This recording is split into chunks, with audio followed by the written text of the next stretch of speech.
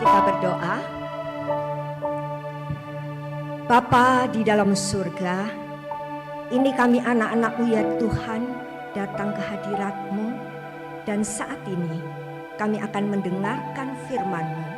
Kami mohon belas kasih-Mu ya Tuhan, kiranya Tuhan mempersiapkan hati kami, menjadikan hati kami tanah yang baik untuk benih firman yang akan Engkau taburkan pada pagi hari ini. Berbicaralah ya Tuhan, ini kami anak-anak-Mu, mampukan kami mendengar. Di dalam nama Yesus Kristus, Tuhan dan Juru Selamat kami yang hidup, kami telah berdoa. Amin. Silakan duduk.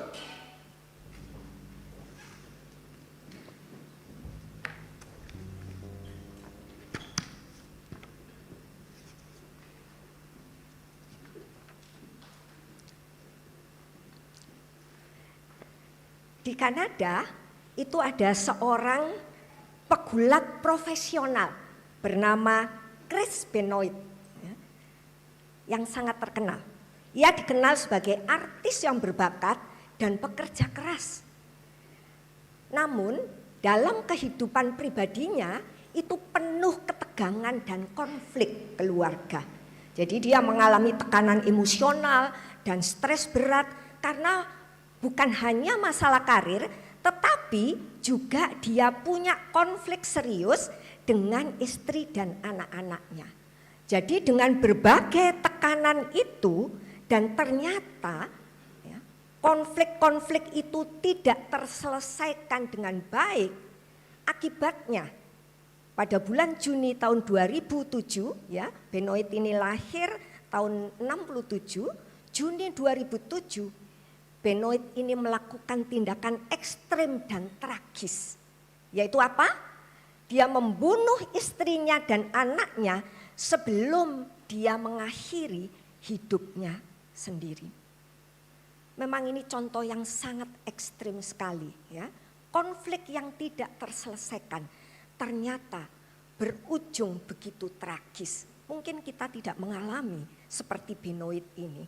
Tetapi kita tahu bahwa konflik atau ketidakdamaian ya antar satu orang dengan orang yang lain itu tak terhindarkan menjadi bagian dalam hidup kita. Ya. Konflik atau ketidakdamaian antara orang tua dan anak, antara suami istri, antara kakak adik, antara rekan kerja, antara rekan-rekan sepelayanan, itu merupakan sesuatu yang tak terhindarkan. Ya, yaitu memang bagian dari hidup. Tetapi tentu saja ketika ada konflik atau ketidakdamaian seperti itu, kita itu terpanggil untuk menjadi pendamai atau jadi juru damai, atau menjadi pribadi yang menghadirkan damai. Itu kita bisa melihat di dalam firman Tuhan, misalnya di Mazmur 34 ayat 15. Di situ dikatakan, jauhilah yang jahat dan lakukanlah yang baik. Carilah perdamaian dan berusahalah mendapatkannya. Roma 14 ayat 19, sebab itu marilah kita mengejar apa yang mendapatkan damai, sejahtera, dan yang berguna untuk saling membangun. 1 Tesalonika 5:13b, hiduplah selalu dalam damai seorang dengan yang lain. Mengapa demikian? Karena kita itu pada dasarnya itu diciptakan sebagai makhluk yang sebetulnya punya keinginan untuk hidup harmonis dengan orang lain. Itulah kebahagiaan kita. Kalau kita itu bisa hidup harmonis, damai dengan yang lain. Dan itu diamati oleh salah satu psikolog namanya Alfred Adler. Dia itu mengatakan bahwa keinginan untuk hidup harmonis dengan yang lain itu sesuatu yang innate, sesuatu yang ada di dalam diri manusia. Namun sayangnya ternyata menciptakan damai dan keharmonisan itu ternyata tidak mudah. Oleh karena itu, jikalau kita itu bisa mengejar damai, menghadirkan damai atau menjadi juru damai, itu kita itu akan berbahagia. Ya, karena kebahagiaan itu yang paling hakiki kita sebagai manusia ketika kita itu merasakan hidup harmonis, saling mengasihi satu dengan yang lain. Itu sebabnya di Matius 5 ayat 9 itu dikatakan, berbahagialah orang yang membawa damai karena mereka disebut dengan anak-anak Allah. Karena karakteristik anak Allah itu adalah punya kasih. Oleh sebab itu perintah utama dari Tuhan Yesus itu adalah hendaklah kamu saling mengasihi, ya. Karena saling mengasihi itulah menunjukkan bahwa kita itu anak-anak Allah. Nah, lalu bagaimana caranya kita itu bisa menghadirkan damai? Untuk tahu caranya bagaimana kita itu bisa menghadirkan damai atau menyelesaikan konflik supaya ada damai, maka kita perlu tahu terlebih dahulu mengapa tidak ada damai. Mengapa terjadi ketidakharmonisan, terjadi konflik satu dengan yang lain. Ketidakdamaian atau konflik itu terjadi karena apa? Yang paling hakiki itu adalah karena diri itu kurang. Atau diri kita itu tidak utuh sebagai gambar dan rupa Allah. Dan itu karena natur kita sebagai manusia yang berdosa. Karena diri kita kurang atau tidak utuh, maka kita perlu ditambah dari luar diri kita, dari orang lain. Namun tidak terpenuhi, itu yang menyebabkan terjadinya konflik atau tidak damai. Diri kurang itu seperti apa sih? Misalnya kita merasa kurang berharga. Oleh sebab itu, karena kita merasa kurang berharga, kita perlu rasa berharga itu dari orang lain. Atau kita merasa kurang kompeten. Sehingga untuk kita merasa kompeten, kita perlu orang lain membuat kita merasa kompeten. Atau misalnya lain lagi, kita merasa kurang layak dikasihi karena kita merasa kurang cakep, kita merasa kurang baik, sehingga untuk kita itu merasa baik, merasa cakep sehingga layak dikasih, kita perlu orang lain itu memberi kepada kita. Atau misalnya kita kurang bisa menjadi diri sendiri karena kita merasa tidak bisa, kurang pantas menjadi diri sendiri, takut menjadi diri sendiri. Sehingga kita perlu orang lain itu memampukan kita untuk menjadi diri sendiri. Atau misalnya kita itu kurang gitu ya, diakui atau kita kurang merasa diperlakukan tidak adil. Mengapa kita tidak diperlakukan adil? Karena kita merasa kurang setara dengan orang lain, sehingga kita perlu ya ditambahkan dari luar rasa setara itu dengan orang lain diperlakukan seperti apa? Mestinya aku juga diperlakukan seperti itu. Nah, seperti itulah yang menjadi penyebab mengapa ada konflik dan mengapa ada ketidakdamaian. Nah, rasa kurang itu kan yang membuat kita itu butuh diberi dari luar. Padahal realitasnya orang lain itu juga punya masalah yang sama. Seringkali demikian. Orang lain itu juga merasa kurang. Jadi yang satu kurang, yang lain kurang. Terus bagaimana? Semuanya menuntut untuk dipenuhi. Sehingga akhirnya terjadilah saling menuntut. Disitulah terjadilah ketidakharmonisan dan ketidakdamaian. Nah, dengan prinsip seperti itu, maka bagaimana kita itu menjadi peacemaker?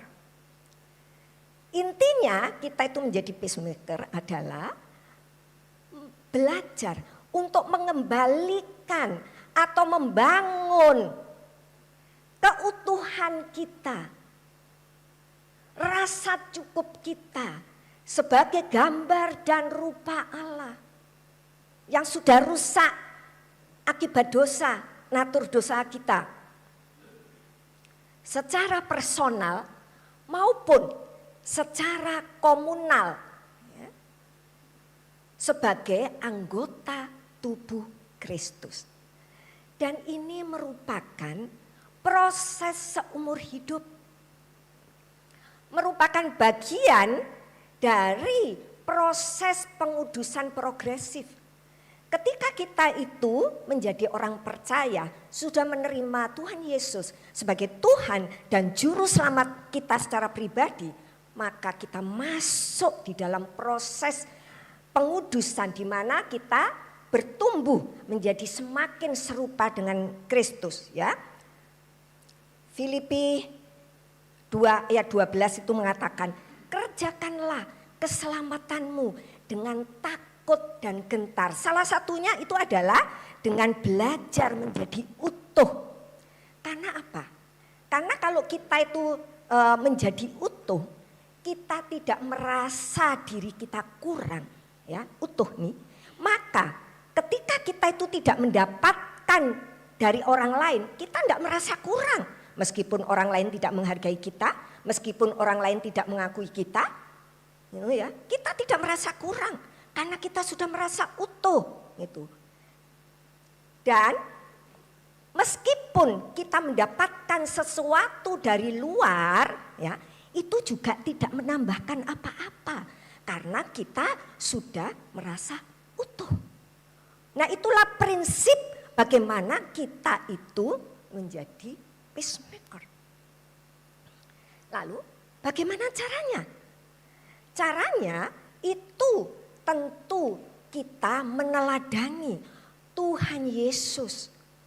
Yang apa? Tuhan Yesus itu tidak mempertahankan kesetaraannya dengan Allah, ya, agar bisa mendamaikan manusia dengan Allah. Nah, dengan prinsip itu, maka bagaimana caranya kita untuk menjadi peacemaker? Caranya adalah kita perlu melepas untuk bisa menerima dan bisa memberi. Melepas apa? Kita perlu melepas pemenuhan kebutuhan, pemenuhan apa yang kurang dari diri kita itu dari orang lain. Itu yang kita lepas. Supaya kita itu bisa menerima keutuhan diri kita itu dari Tuhan Yesus. Karena apa? Karena memang tidak ada satu orang manusia pun yang mampu memberikan keutuhan atau menambahkan apa yang kurang di dalam diri kita itu secara seterusnya atau yang bersifat kekal. Tidak ada manusia yang mampu. Hanya Tuhan yang mampu memberikan kepenuhan itu. Sehingga apa? Sehingga karena yang diberikan Tuhan itu bersifat kekal, maka kita itu seperti nantinya, seperti perempuan Samaria yang bertemu dengan Tuhan Yesus. Ketika Tuhan Yesus itu menawarkan air, Tuhan Yesus kan mengatakan, kamu akan mendapatkan air hidup dari saya. Kan kemudian perempuan Samaria itu kan mengatakan bagaimana caranya kamu mengambil air dan sebagainya. Ya. Kemudian di dalam percakapan itu Tuhan Yesus itu kan mengatakan, jikalau kamu minum dari air ini, kamu tidak akan haus selamanya. Karena itu bersifat kekal. Nah, itulah prinsipnya. Nah, ketika kita itu sudah mendapatkan yang kekal, rasa berharga kita, ya, merasa bahwa aku itu kompeten, aku itu oke, aku itu bisa layak untuk dikasihi, itu hanya dari Tuhan semata. Ketika kita merasa penuh, maka kita mampu memberikan apa yang dibutuhkan oleh orang lain. Nah, itu prinsipnya. Namun di dalam prinsip itu, di dalam proses melepas untuk menerima supaya bisa memberi, maka ada satu prinsip lagi yang penting, yaitu apa? Yaitu bahwa damai itu, Alkitab itu mengatakan bahwa damai itu ternyata tidak bisa dilepaskan dari keadilan.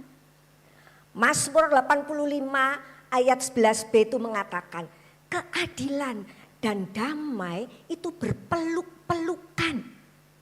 Kalau di NIV itu righteousness and peace kiss each other. Jadi damai itu tidak bisa dilepaskan dari kebenaran. Keadilan itu artinya apa? Keadilan itu berarti kebenaran itu ditegakkan. Mengapa demikian?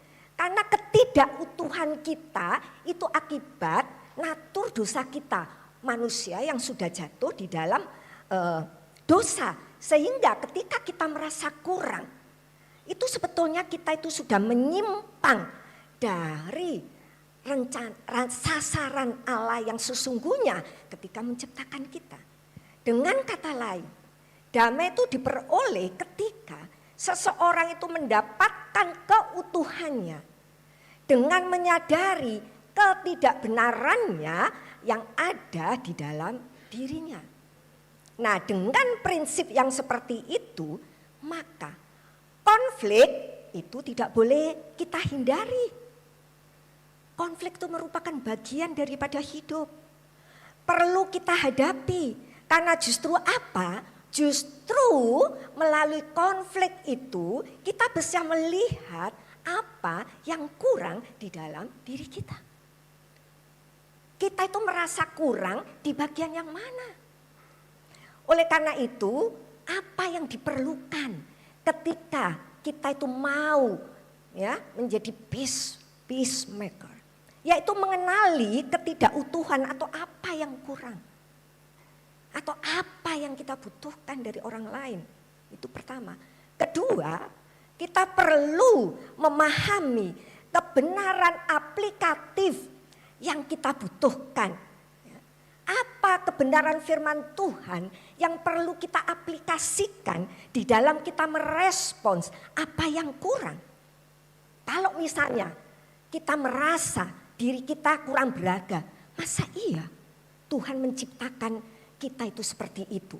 Kita itu begitu berharga di mata Tuhan, sehingga kita itu dikatakan sebagai biji mata Tuhan. Nah, kebenaran-kebenaran aplikatif seperti itulah yang perlu kita itu tahu dan kita aplikasikan. Sekarang kita masuk.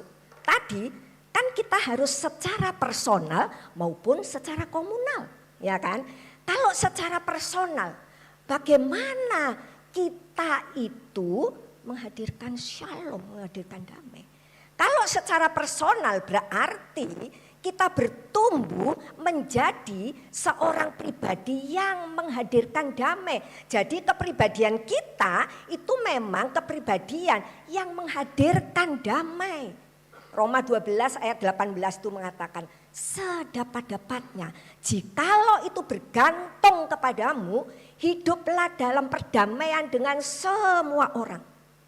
Jadi Tuhan mau kita itu menjadi pribadi yang menghadirkan damai. Nah, bagaimana caranya kita itu menghadirkan damai? Ada dua konteks ya, yaitu pertama. Dua konteks itu apa? Di dalam kehidupan kita sehari-hari. Ketika kita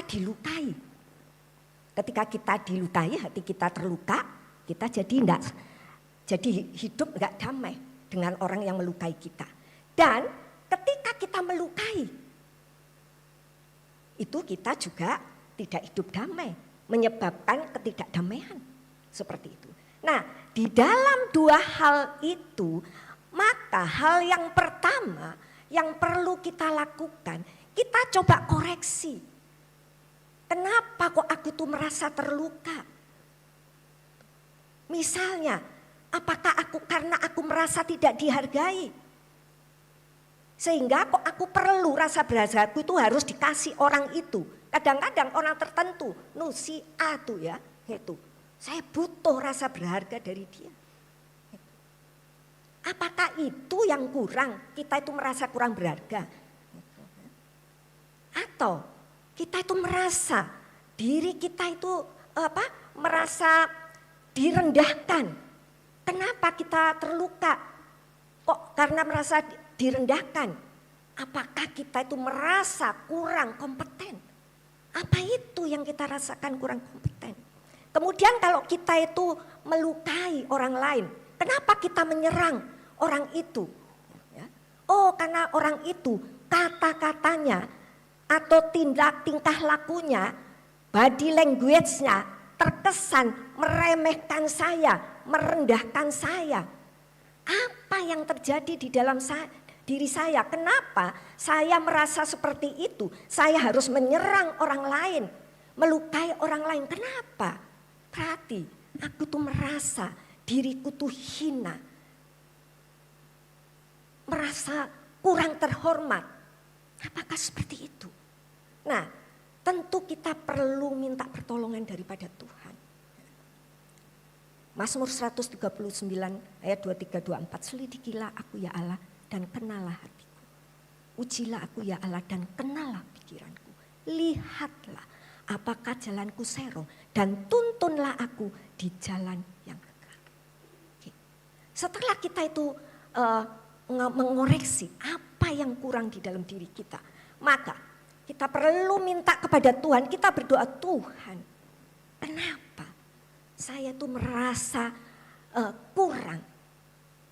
Dalam iman saya percaya Engkau menciptakan saya itu penuh. Itu karena Engkau begitu mengasihi. Kenapa saya beri? Tolonglah saya supaya saya bisa merasa penuh. Saya percaya satu hal. Jikalau kita kenapa kita enggak dapat? Karena kita tidak minta. Kalau itu kita minta sesuatu yang baik untuk pertumbuhan rohani kita, masa Tuhan enggak kasih? Saya percaya Tuhan kasih. Bagaimana caranya Tuhan itu memberikan kepenuhan itu? Itu misteri daripada Tuhan. Dan ketika kita menjadi penuh, kita bisa memberi dan tidak merasa kurang kalau kita tidak mendapatkan dari orang lain. Setelah itu tentu kita harus menyadari dosa kita. Kenapa? Tuhan begitu mengasihi saya tapi saya merasa kurang dikasihi. Itu kan perlu kesadaran akan dosa. Kenapa? Saya menyepelekan cinta kasih Tuhan. Saya ignore bahwa Tuhan itu begitu mengasihi saya. Ada pengakuan-pengakuan dosa yang seperti itu. Itu prosesnya. Nah, di dalam Alkitab itu juga ada contohnya. Ketika merasa penuh, ya, beriman, merasa penuh berarti semakin beriman kepada Tuhan, maka kita tidak takut kehilangan apa-apa. Seperti Abraham misalnya. Ketika Abraham itu mengajak ponakannya Lot ya untuk pergi, kemudian dia bersama Lot, ternyata gembala, mereka kan kaya raya, gembalanya Abraham sama gembalanya Lot itu ternyata bertengkar. Kemudian Abraham melihat, wah kalau kayak begini maka ini akan terjadi konflik, hidup tidak damai. Akhirnya bilang kepada Lot, pilihlah daerah yang kamu sukai. Abraham sebagai orang yang lebih tua, dia tidak pernah takut mendapatkan tanah yang tidak subur untuk ternak-ternaknya makan. Dia tidak pernah takut sama sekali, tidak takut kehilangan. Dia mempersilahkan Lot untuk memilih terlebih dahulu, mencegah konflik, mencegah ketidakdamaian yang lebih besar terjadi. Yusuf juga. Yusuf itu menghadirkan damai dengan menahan diri untuk langsung menunjukkan kerinduannya kepada saudara-saudaranya, tetapi memberikan kesempatan kepada saudaranya untuk menyadari apa yang salah di dalam diri mereka, ya, dengan menguji mereka, ya, ketika kelaparan, saudara-saudaranya Yusuf itu kan ke Mesir, ya kan? Nah Yusuf kan kenal mereka nggak kenal Yusuf. Akhirnya dikasih tapi minta Benyamin itu yang sekandung seibu dengan Yusuf suruh bawa. Padahal Benyamin ini ditahan oleh Yakub ya, takut kehilangan. Tapi si Yusuf minta.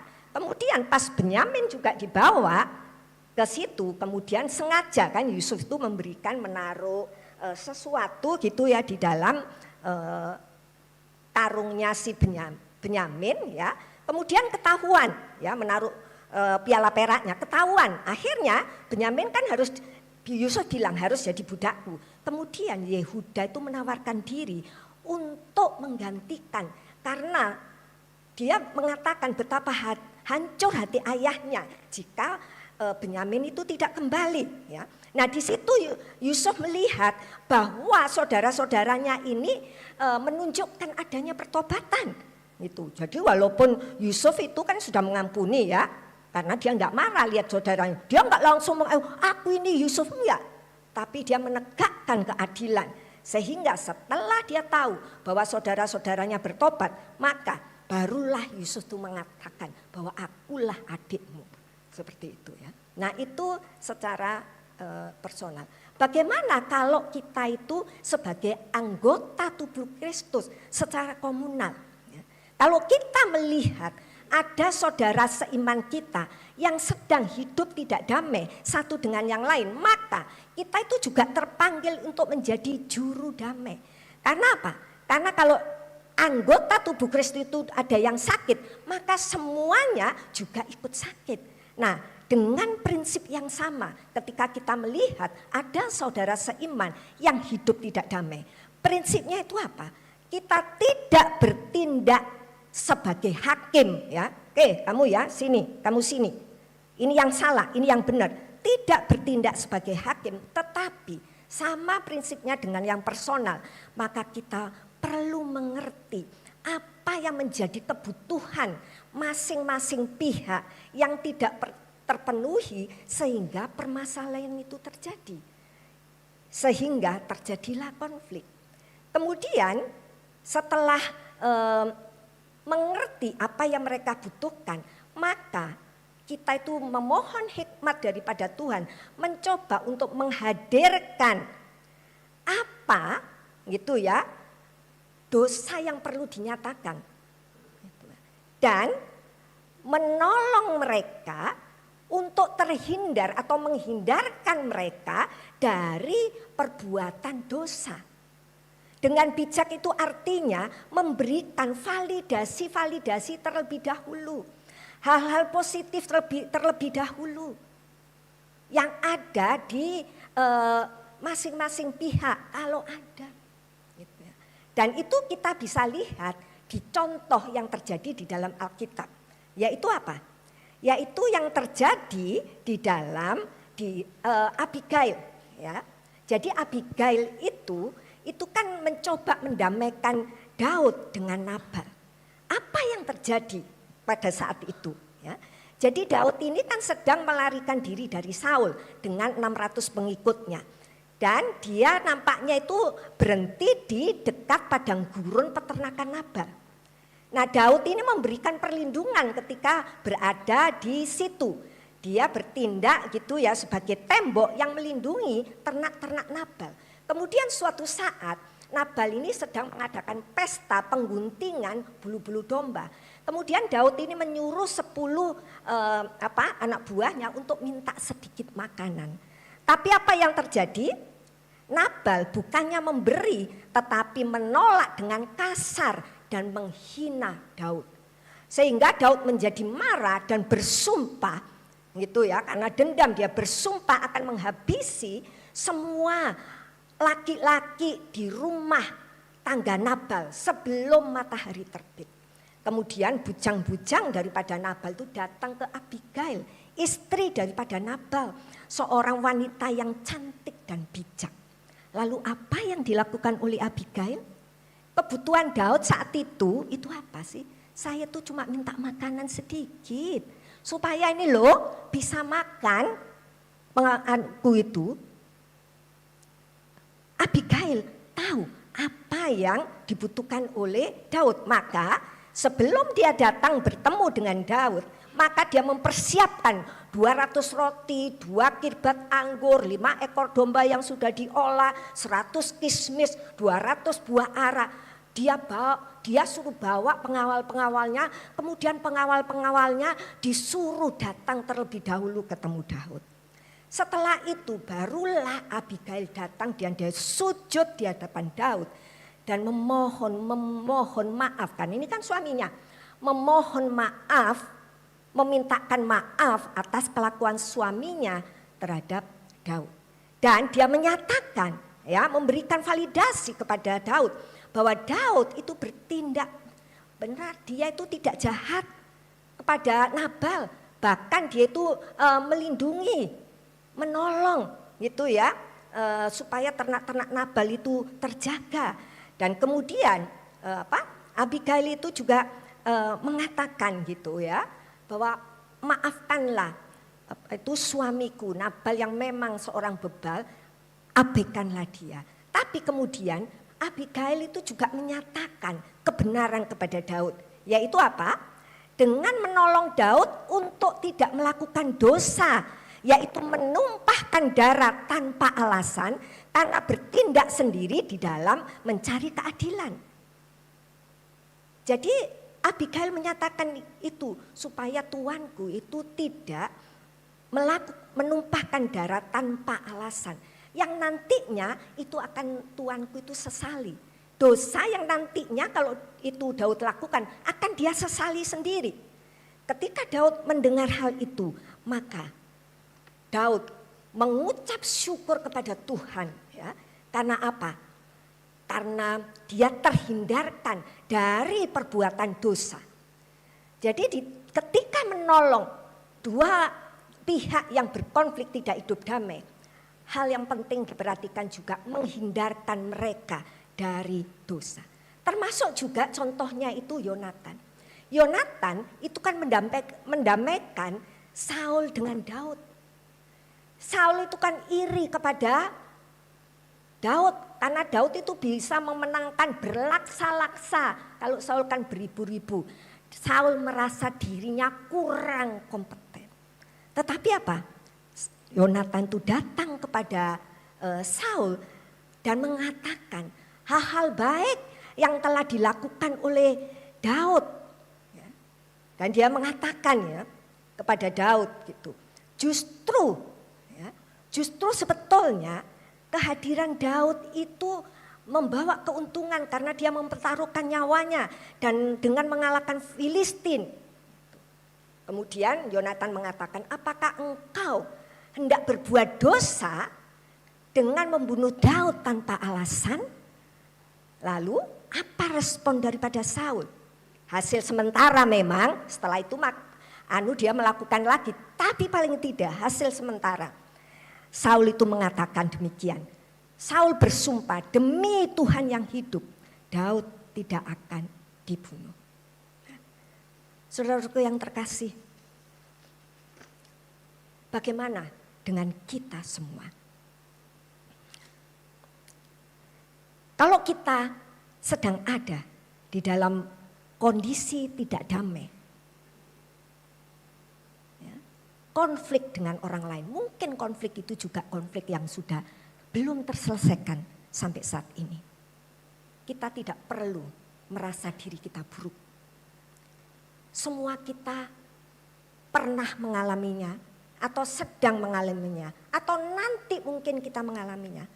Karena kita itu manusia memang gak sempurna. Terlalu banyak di dalam diri kita itu merasa kurang ini, kurang ini, kurang itu, kurang itu. Tetapi yang terlebih penting adalah jangan dihindari.